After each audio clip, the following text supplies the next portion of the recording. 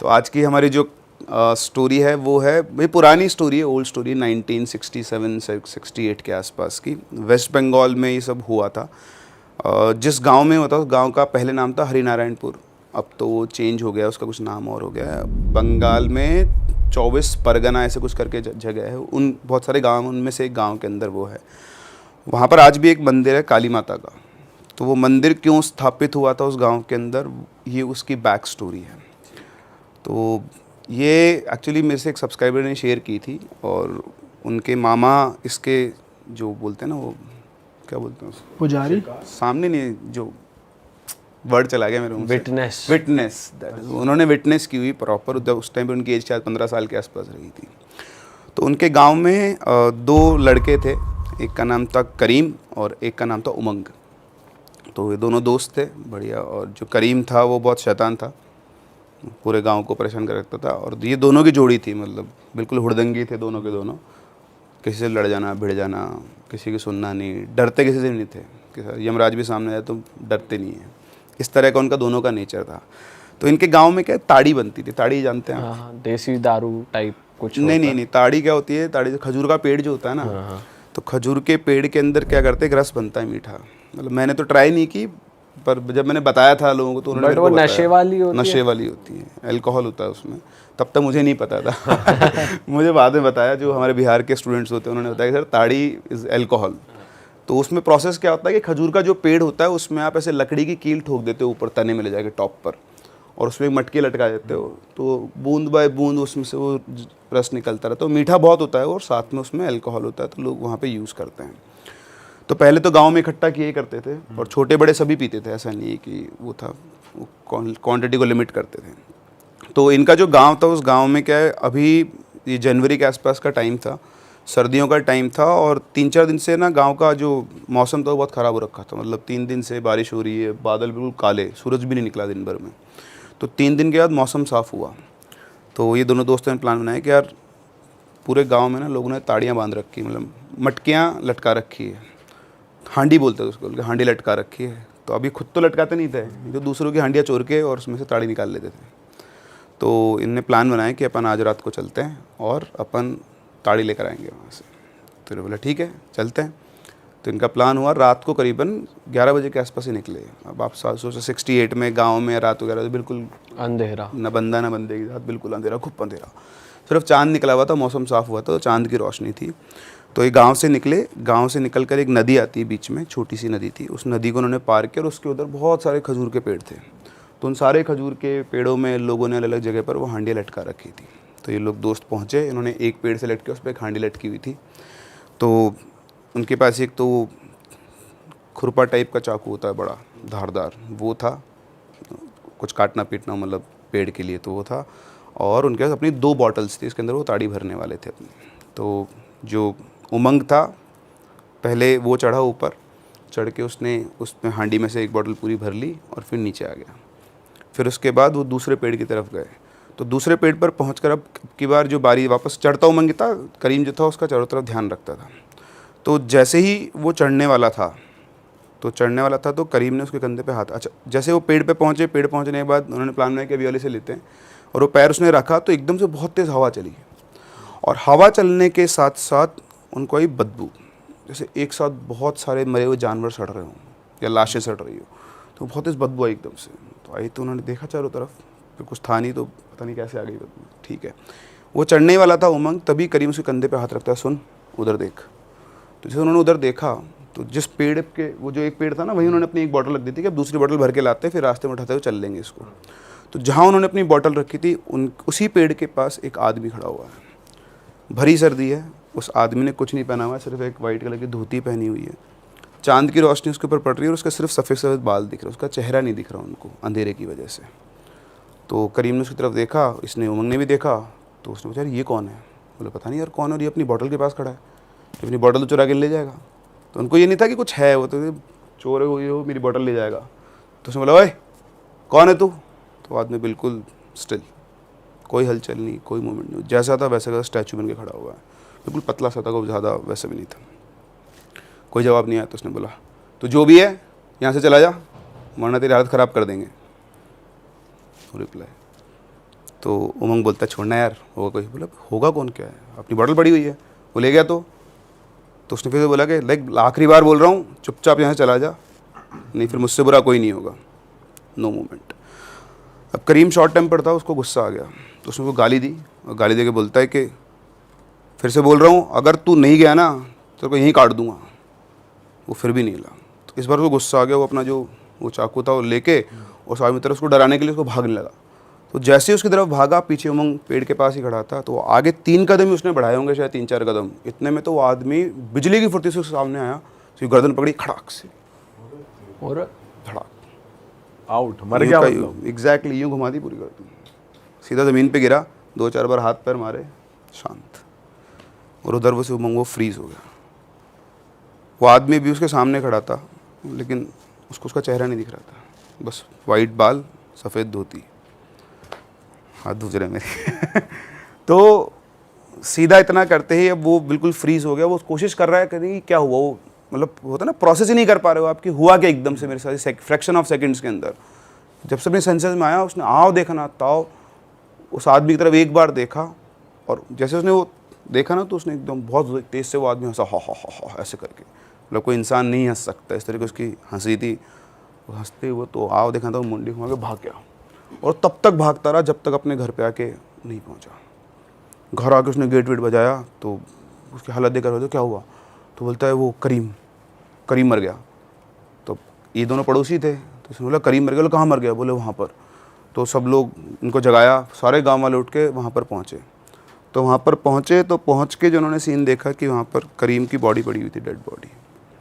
और उस dead body को जब उन्होंने देखा तो सबके होश उड़ गए, क्योंकि उस डेड बॉडी में से उसको देख बिल्कुल सूख चुकी थी वो पत्ते की तरह, ऐसा लग रहा था कि सारा खून किसी ने चूस लिया, वो सफ़ेद हो गई थी, और बिल्कुल हड्डियाँ बची हुई, ऐसा मान लो स्किन और हड्डियाँ जो बच जाती है ना, कि आपका सारा पानी खींच लिया किसी ने पूरा, तो उस तरह की उसकी बॉडी की हालत हो गई थी। उसको देखते उसकी करीम की मम्मी बहुत तेज़ रोने लग गई। उसकी करीम की फैमिली, उसके फादर थे और उसकी एक सिस्टर थी और मदर, 4 लोग थे टोटल फैमिली के। बहुत बुरा हाल, अब किसी को समझ में नहीं आ रहा क्या है।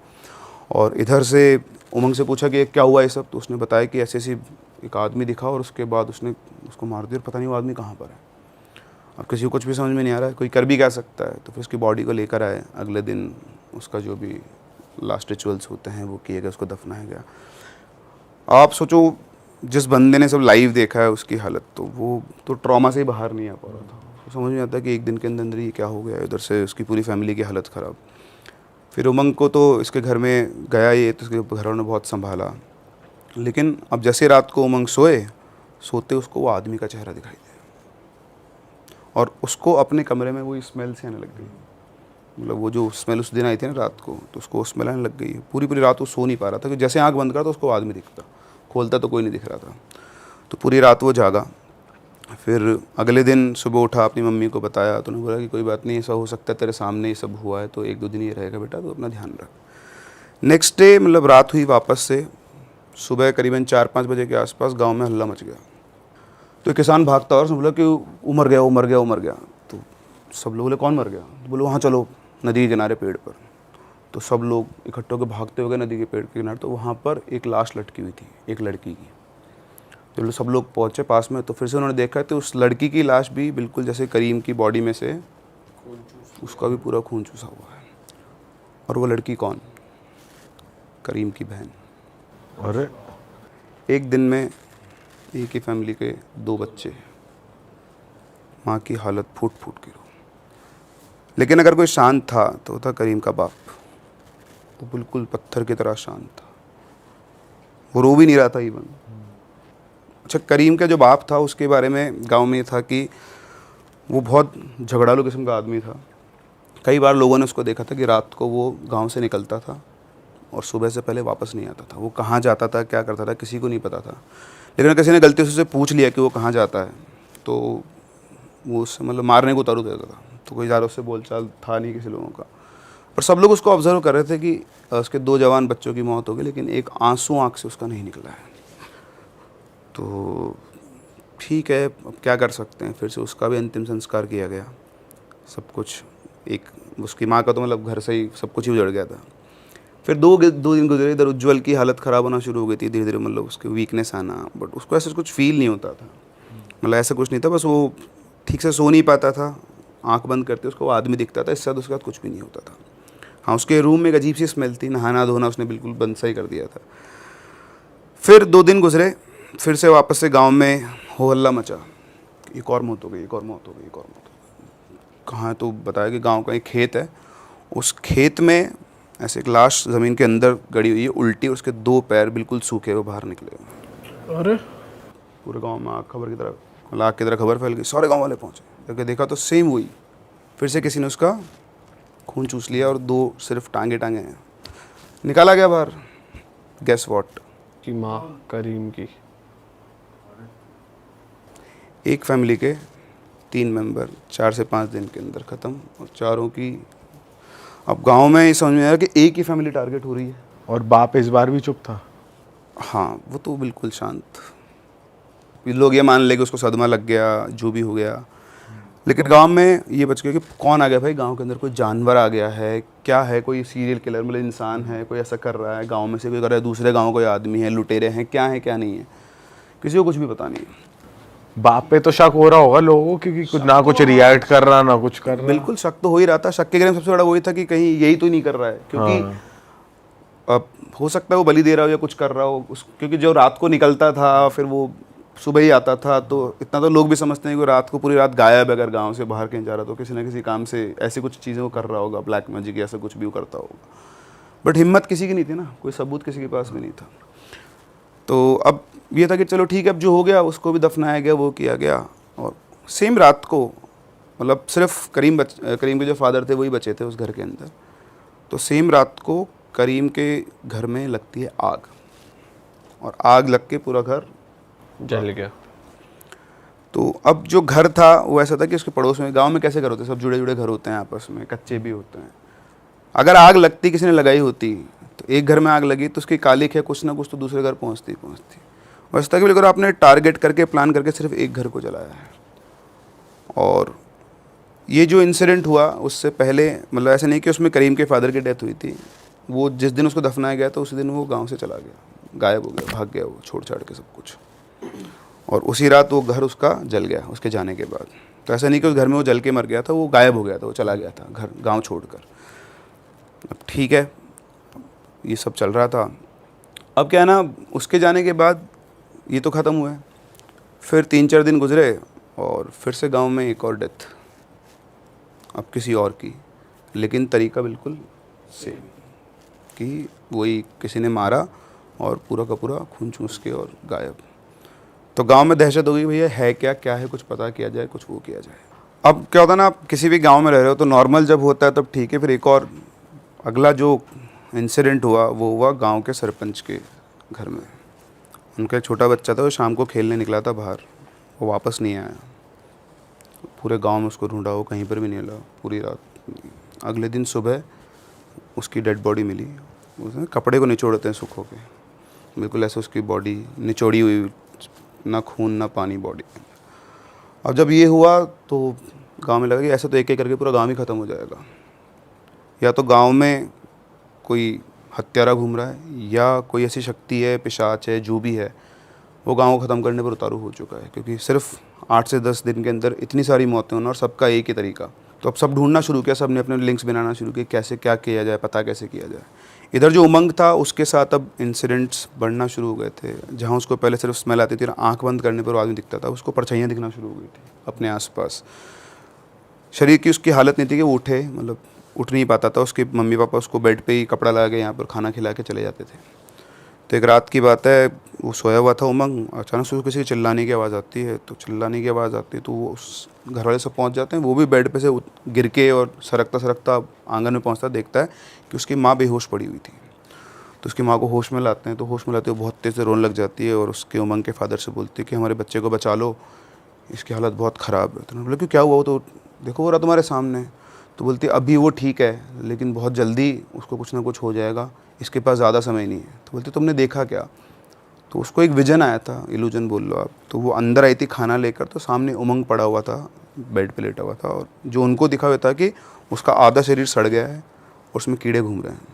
ये उनको विजन आया था। उस विजन को देख के वो बहुत तेज़ चल रही थी और बेहोश हो गई थी। तो अब जब उन्होंने बोला तो उनके पिताजी ने बोला कि अच्छा ठीक है, तुम परेशान मत हो, मैं कल ही किसी से बात करता हूँ। तो वो पहुँचे कोलकाता, उन्होंने पता वता किया किसी से, और कोलकाता के पास में तारापीठ मंदिर पे गए बेसिकली। वो तारापीठ में उनको एक आचार्य मिले, इनका नाम था काली कृष्ण आचार्य।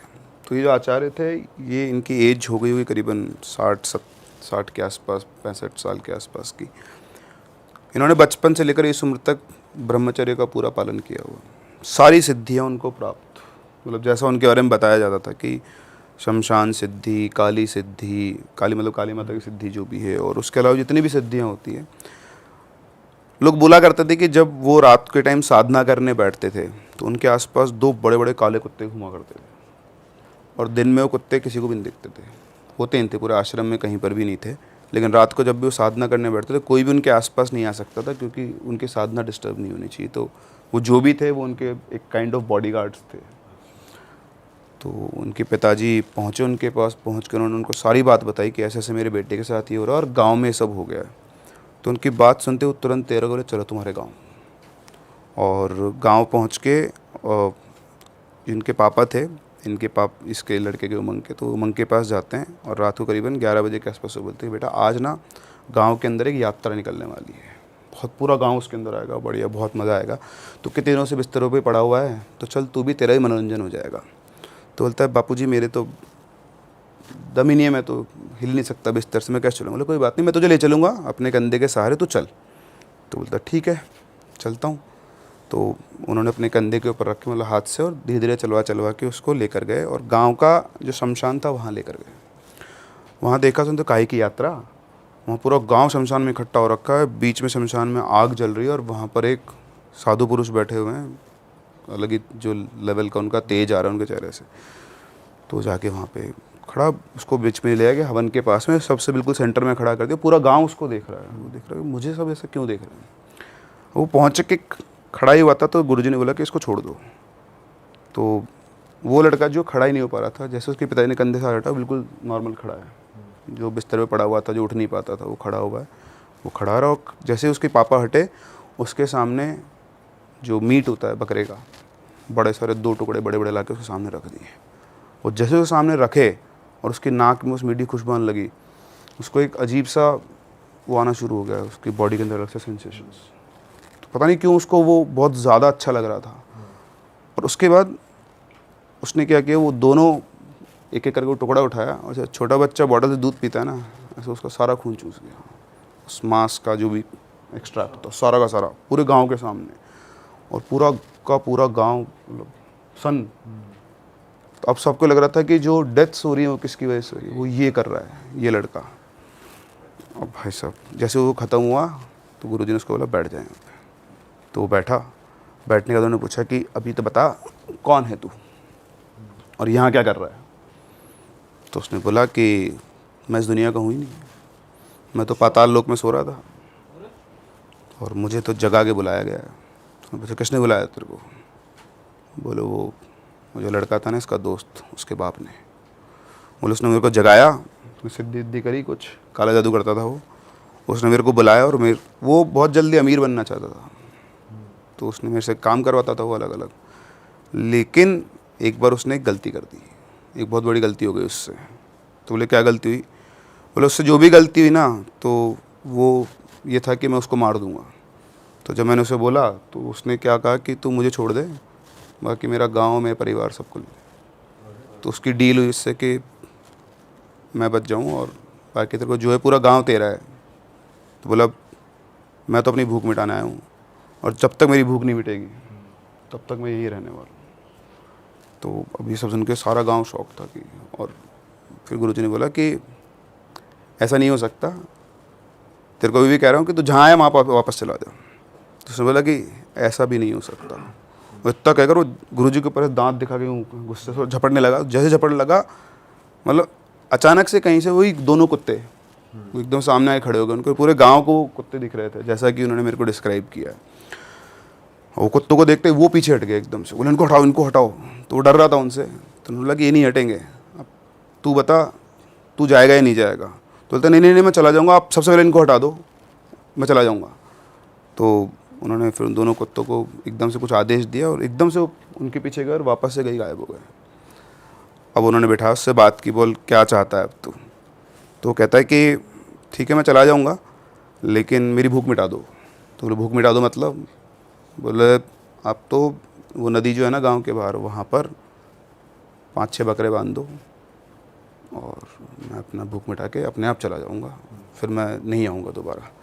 लेकिन ये ध्यान रखना कि मैं तो नहीं आऊँगा लेकिन मुझे फिर से कोई ना कोई बुलाएगा, यहाँ नहीं तो कहीं और बुलाएगा, कहीं और नहीं तो कहीं और बुलाएगा, क्योंकि तुम इंसानों का लालच कभी ख़त्म नहीं होता है, वरना मेरा क्या मतलब था यहाँ पे आने का।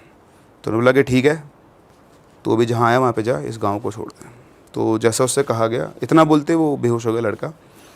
फिर जैसा उसको कहा गया था गांव के बाहर ऐसे वो जानवर बांध दिए गए और सुबह जाके जब लोगों ने देखा तो सबकी डेड बॉडी थी सूखी हुई, जैसे कि जैसे वो खून पी पुआ के वो उनका जहाँ उसको जाना था चला गया। वो कहाँ गया कहाँ नहीं गया किसी को नहीं पता।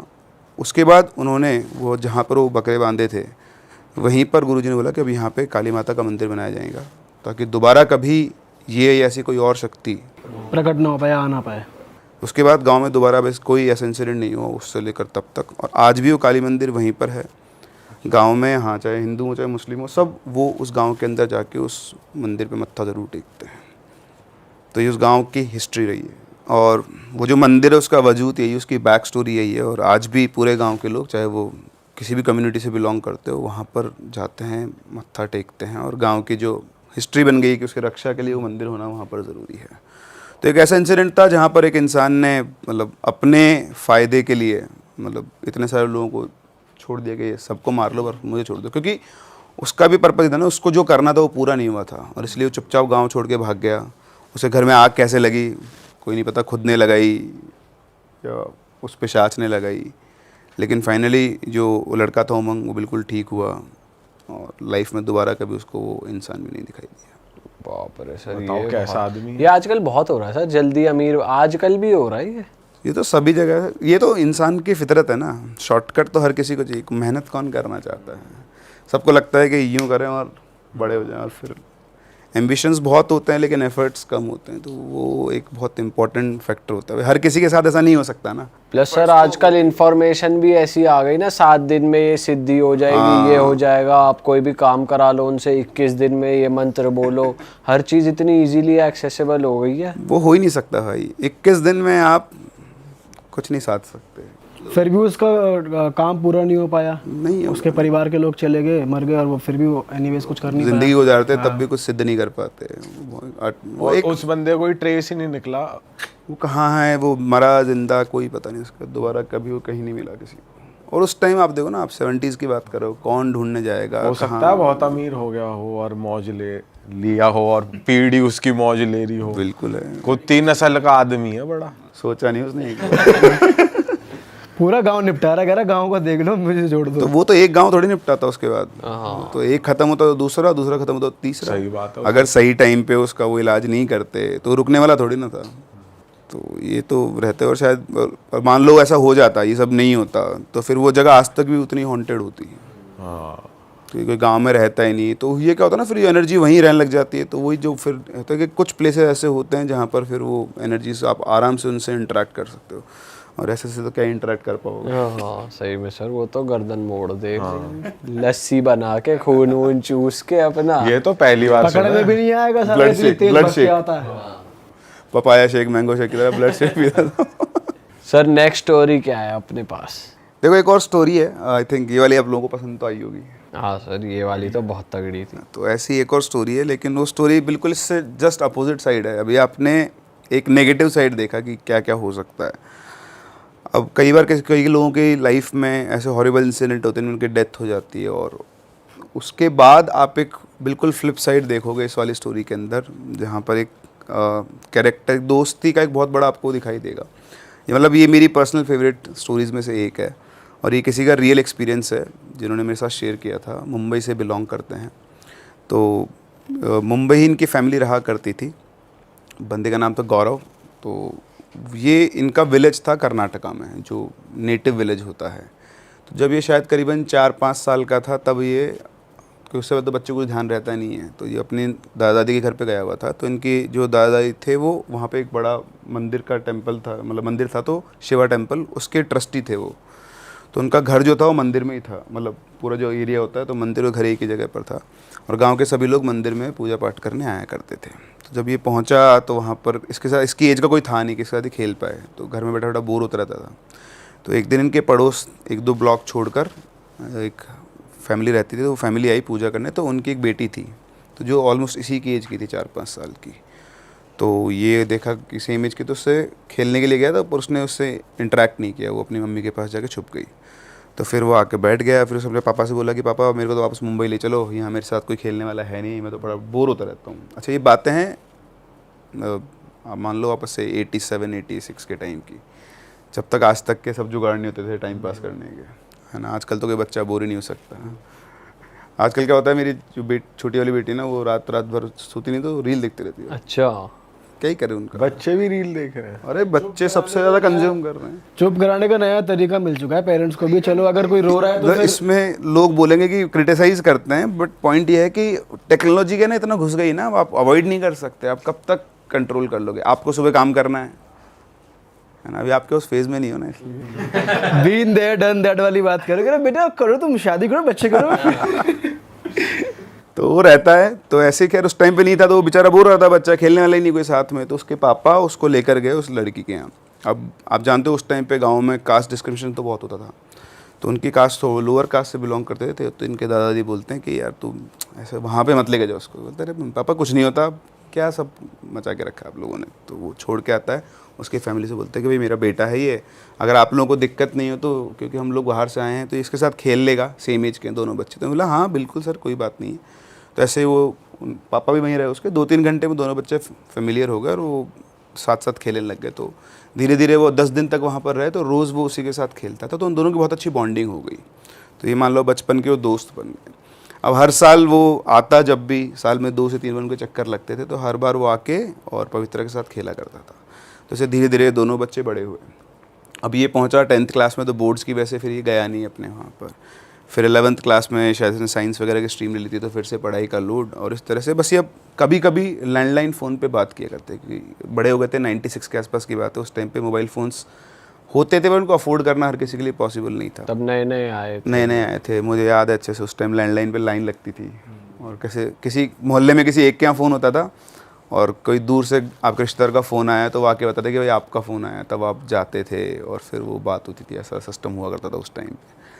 तो कभी कभी उनकी लैंडलाइन पे बात होती थी। तो एक बार लास्ट उनकी बात हुई थी 11th क्लास में, जब वो था, उसमें इनका कुछ आर्ग्यूमेंट हो गया था, और उसने बताया कि ठीक है आजकल मुझे फ़ोन मत करना। तो वो भी बंदा अपने ईगो पे ले गया, और उसने भी कभी उसको दोबारा फ़ोन नहीं किया।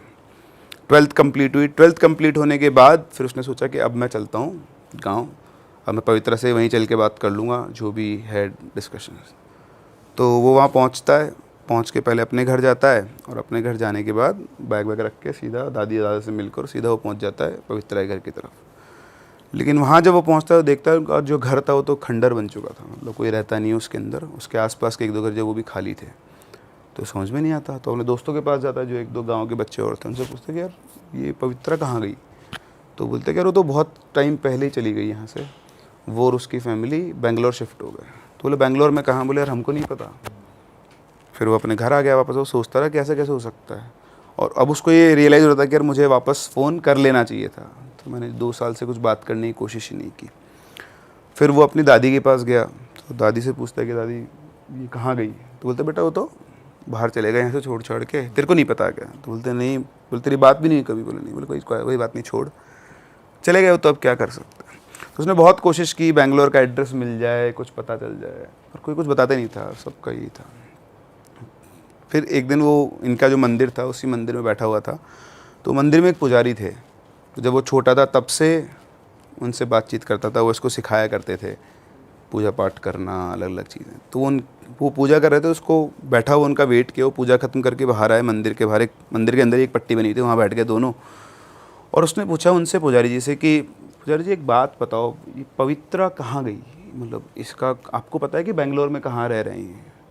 तो पुजारी जी एक बार तो चुप हो गए। फिर बोले देख बेटा, क्योंकि बचपन से तू पवित्रा के साथ खेला है, मैंने तुम दोनों बच्चों को बड़े होते हुए देखा है, मैं तेरे से झूठ नहीं बोलूँगा, लेकिन पवित्रा और उसकी फैमिली की तो डेथ हो गई है। तो बोलता डेथ हो गई है? बोले हाँ, लेकिन सब लोग तो बोल रहे हैं कि वो तो बेंगलोर रहती है। तो बोले वो तो तेरे दादा दादी उन्होंने सबको बोल रखा है कि जब भी वो आएगा तो उसको ये नहीं बोलना है कि उसके साथ कुछ हो गया है, क्योंकि उसका बहुत अटैचमेंट था उससे, तो इसलिए तेरे को सब ये बोलते हैं, लेकिन सच्चाई कुछ और है। तो बोलता है मुझे बताओ क्या सच्चाई है। उन्होंने बताया कि जब वो बड़ी हुई तो जैसे जब तुमने तो आना बंद कर दिया, 2-3 साल तुम नहीं आए थे, तो यहाँ पे क्या है, कुछ लोग अब जहाँ भी वो रहते थे तो कुछ इन्फ्लुएंशियल लोग हैं, उनके जो बच्चे हैं, लड़के थे उनके, तो वो उसको टीज़ किया करते थे। रास्ते चल रही है तो गलत जगह पर टच करना, इस तरह से छेड़ना उसको, उनकी गंदी नज़र थी उसके ऊपर। तो एक बार क्या हुआ कि वो रात के टाइम पे आ रही थी तो उसको उन्होंने छेड़ा, तो उन्होंने क्या कि पुलिस कंप्लेन कर दी। तो पुलिस कंप्लेन कर दी, उन्होंने पूरी रिपोर्ट की उनके अगेंस्ट। 2 दिन तक उनको जेल में रखा, लेकिन कोई एविडेंस था ना, छोड़ दिया। तो वो उन्होंने अपनी ईगो पे ले ली। फिर उसके बाद एक दिन रात के टाइम पर वो लड़के दोनों और उनके साथ 2 और लड़के वो इनके घर में घुसे। इनके मदर फादर को पकड़ा और उनके मुंह में कपड़े ठूंस दिए, तीनों के मुंह में, कि कोई आवाज़ नहीं आए बाहर। और फिर मदर फादर को उन्होंने पीटा जब तक वो मर नहीं गए। और उसके बाद उन सब ने पवित्रा के साथ मतलब सारा गलत काम किया, और तब तक कि बार बार जब तक कि उसकी मौत ही नहीं हो गई है। अरे वाह, आपने ये वीडियो यहाँ तक देख ली भाई, तुमने हमारी मेहनत सफल कर दिया। तुम ही लोग हो असली रियल हिट। और अगर आपको बहुत मज़ा आ रहा है ऐसी क्लिप्स में, ऐसी वीडियोस में, तो फटाफट जाइए प्लेलिस्ट पे बिंज वॉच कीजिए, सारी वीडियोस देख डालो और मौज काटो। That is it. हम मिलेंगे नए पॉडकास्ट में, नई क्लिप में। Till then bye bye, see you, take care, do subscribe. Best of real talk online. Okay, bye bye.